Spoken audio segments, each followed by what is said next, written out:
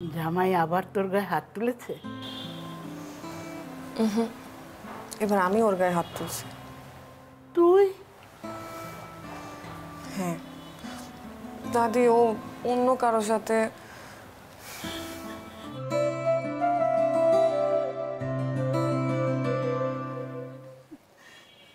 Pressure তো ঠিকই আছে, আজকে তো দেখছি ভালোই আছেন।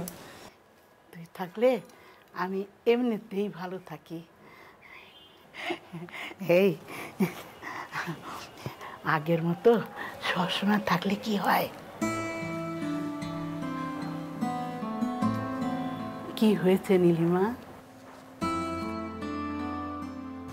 কিছু না দাদি।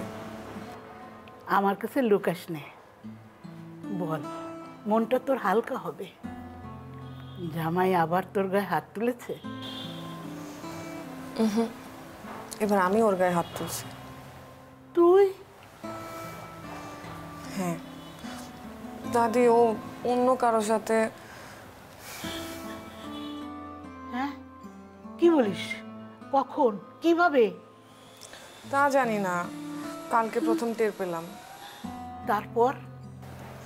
তারপর আর কি, প্রথমে তো স্বীকার করছিল না, তারপর বাসায় চেঁচামেচি হইচই, পরে গিয়ে স্বীকার করলো। তুই কোনো চিন্তা করিস না, একটা তাবিজ দিয়ে দেবো, স্পেশাল তাবিজ। পর নারী থেকে 100 হাত দূরে থাকবে।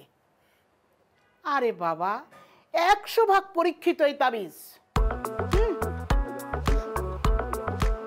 এই তাবিজে কাজ হবে এবার। ঠিক আছে, তুই কোনো চিন্তা করিস না।